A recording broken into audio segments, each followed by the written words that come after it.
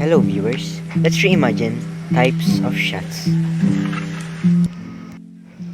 The one thing that most of us are familiar with is pictures and photography. It connects us with our families, friends, and even the world. You could take a couple of pictures on your phone and post it on Facebook to let your friends and family know what you're up to. So I can probably assume that you do photography yourself. A simple thing that we can do with only a single touch or click, right? However, you've probably seen some pictures online and think that those pictures are a lot different from what you've been taking. It seems a lot more engaging, interesting, and it tells a unique story. Just like this one, you think, wow, this is a great photo. But have you ever wondered what is the key to a great photo like this one? And all of this.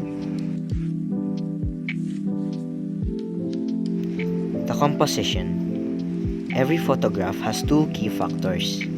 Firstly, the position of the subject. And second, the position of the photographer or the position of the viewer. So what does this imply? Changing either one of this can change how the photo feels, what it means, or what story it has to tell. Relating to the topic of shots or types of shots, there are different kinds of shots which changes these two factors, and of course, changes the whole story behind the picture. Now let's say you want a detailed photograph where it of course focuses on the details, specifically the details of the subject.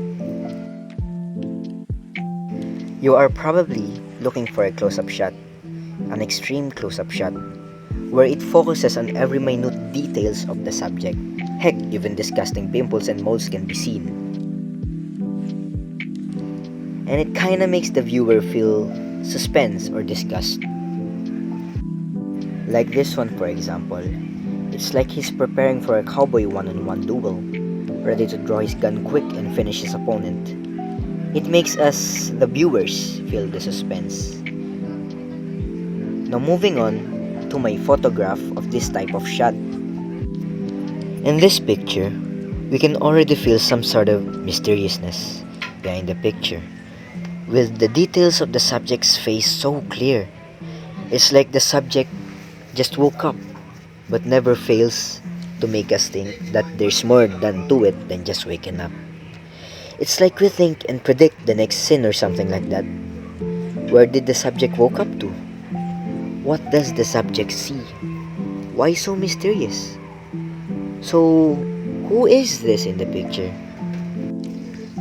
Now moving on, let's say you want to extend this scene to see who the subject is, but still keeping that sort of mysteriousness and suspense in the picture. So you're probably looking at a close-up shot. Not extreme, not medium, but only a close-up shot. Though not too close to the subject that the details pop, but enough for the subject to be seen and be established. Now this is what we come up with. We can now see who the subject is. She is Ayesa from my class, and we can see her holding a guitar. Now new questions arrive for us viewers. Why is she laying down? Why is she holding a guitar? And where is she? All we can do now is guess and predict as we don't know and we can't be sure. It's probably because the guitar is special to her and was given by a treasured person or something else. But one thing's for sure though, we know that she woke up holding a guitar.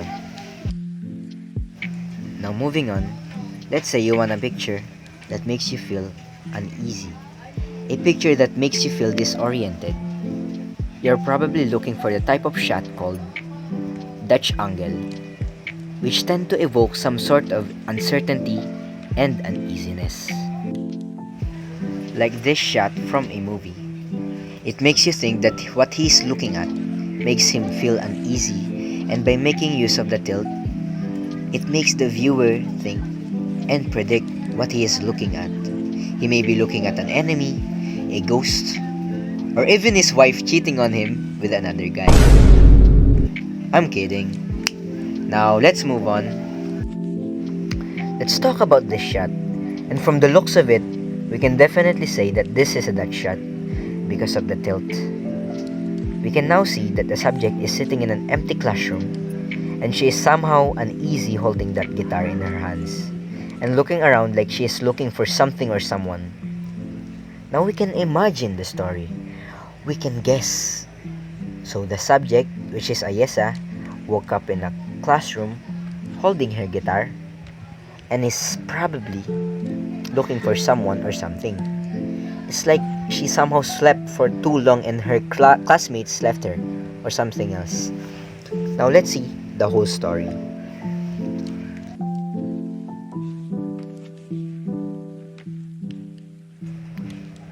Now we can see that by making use of these compositions and the types of shots that we mentioned, we can organize and we can tell a story with only pictures.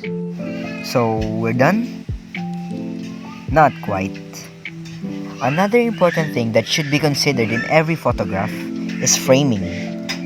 From making the subject more centralized and in focus to making the subject small in comparison to the background. So how do we achieve a natural look in framing? Do we just mark down people on the center of the frame? Or should we place the subject somewhere else? The bottom maybe? The top? Wait, he's floating, so never mind. Maybe the sides?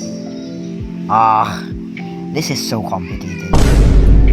It may seem complicated, but once you get a hang of it, it gets simpler and better than before. So, how? You may know this grid from your phone or any cameras that you possess. This may seem like a simple grid, but it actually serves a big purpose and allows us to use the rule of thirds. So what is the rule of thirds? The rule of thirds means that the subject isn't centered. Rather, the main focal point can be the one side or at the top or bottom of the image. It's basically a tool that helps you create a balance between objects in the picture. Like this one, for example. The subject is placed not at the center, but the side, to create more space for subjects to be important. Now we can see how the grid helped us in framing this eye-level shot. Now let's take a look at another example. This shot where a person is running. Where should we place the person? Do we place it here? That's not quite right. We actually place it farthest from where the person will run into to create more space for the subject to run. See? Instantly better. So basically, the rule of thirds is an essential tool and another key for us photographers in taking a great photo. So what are you waiting for? Get out of there and use these simple concepts to make your photographs instantly better. And it might probably impress your family or friends or even your crush.